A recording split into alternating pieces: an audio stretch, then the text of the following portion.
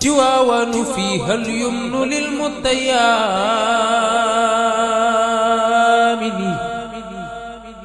فما طار فيها طائر متسائم تواون فيها اليمن للمتيامن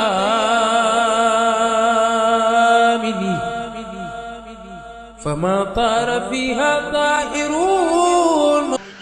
waaye boo àndee ku gënul it da nga yëngu ci yées na moom rek boo àndee ku gën daf lay gënal moo tax ñu gis koo xam ni daf daan di fi sàngal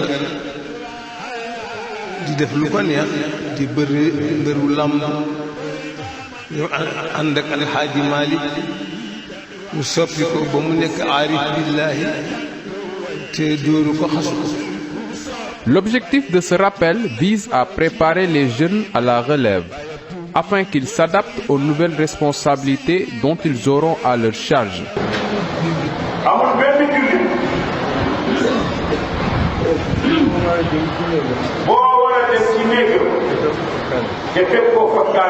Il s'agit d'être constant dans la pratique de la religion,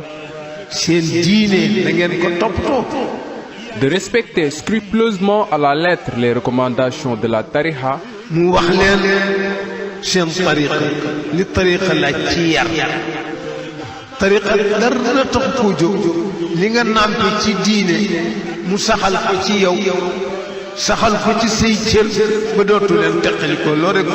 de vivre de la sueur de son front pour ne pas être dépendant.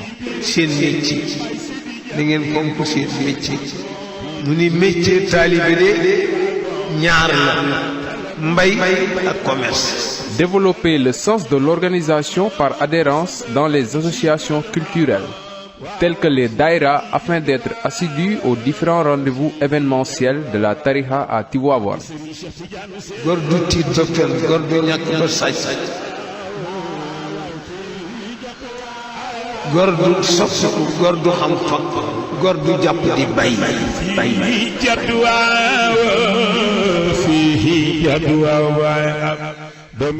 Le temporel et la spiritualité au Sénégal cohabitent depuis fort longtemps dans une parfaite harmonie, permettant au pays d'avoir une stabilité sociale et religieuse. C'est ainsi que le pouvoir et les foyers religieux se complètent, tout en exerçant librement leur pouvoir sans aucune ingérence négative.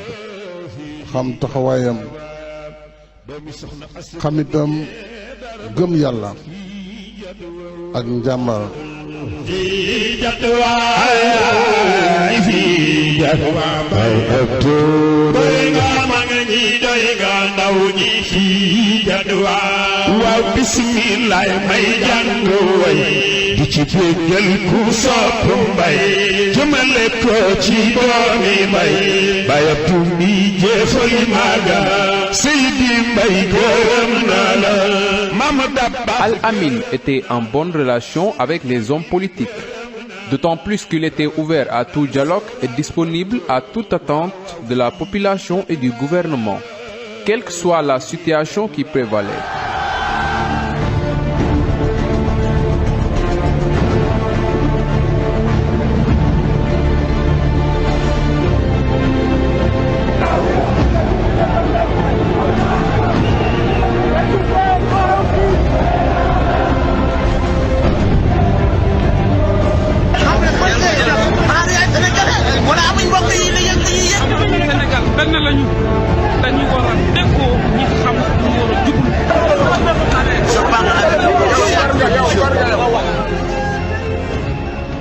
Il intervenait très souvent comme le faisait Dabakh pour calmer les esprits pendant les moments de crise scolaire ou syndicale avec le gouvernement.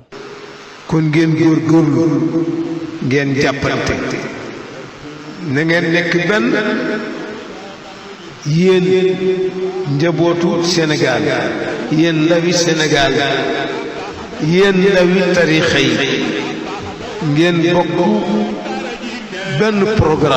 programme de travail pour def lu baax am lu baax saxal lu baax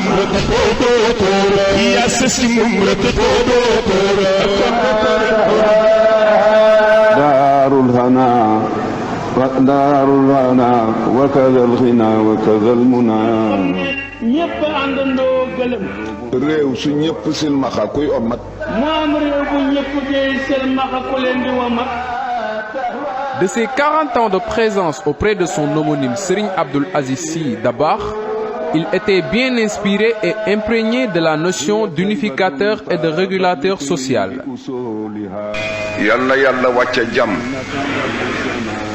yal na yàlla wàcce yërmande yal na yàlla wàcce barke yal na yàlla wàcce njëggal yal na yàlla wàcce mba boo xam ne fii day dale ci dundu adduna gi jaar barzax ba jeexal ko dem ca taxawaayu bés penc ba jaar ak ñun ci wow melo jéggi siraat toog kawsara ba yàlla ne haadihi daaruka rahmati karamati wa rahmati ya ibadi udxuluha bi salaamin aminin yal na ko yàlla defe noonu.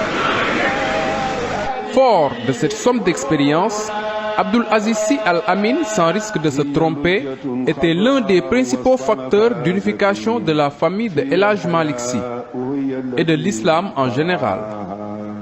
Il a hérité non seulement de son homonyme cette qualité de rassembleur, mais également de médiateur social. Bum ci mën a doon moo gën medd mi. waaw man Abdoul Aziz Sy fii ci Tiwaawan d'accord nañ ci xale mbedd du kër ni nuuruka jahra Abdul Aziz munihta izzan bin nuuri muzijja bihidayati wa samaha rushdan ilman wa hibta. Plus de 60 ans d'approche et de porte-parole auprès de ses pairs, Serigne Abdoul Aziz Sy Al Amine était un homme religieux hors pair, plein de sagesse et d'expérience dans l'exercice de sa fonction. déedéet kay addiinu rahala asbahtu asamaan setagul téléphone. Il était en terrain connu au moment où il devint le khalife général des Tidjanes. Son khilafa a été de courte durée, mais il a pu illuminer davantage le chemin de toute la communauté tidjane et raffermir son unité. On a perdu quelqu'un qui nous était très cher. Pour nous, surtout en tant que jeunes, on l'a connu depuis qu'on est jeune, donc c'est lui qu'on a toujours vu avec nous. La jeunesse, c'est lui qui nous a appris l'amour de la tariqa Tidjaniya. C'était un homme de rassemblement. xeebaloo kenn soxlaam xeebaloo kenn bésam xeebaloo kenn sëriñam. bëggul sax ñu wax taxawaayam. jom mi jaaxle ngëlëm shadida buur bi yàlla sàmmal Mustafa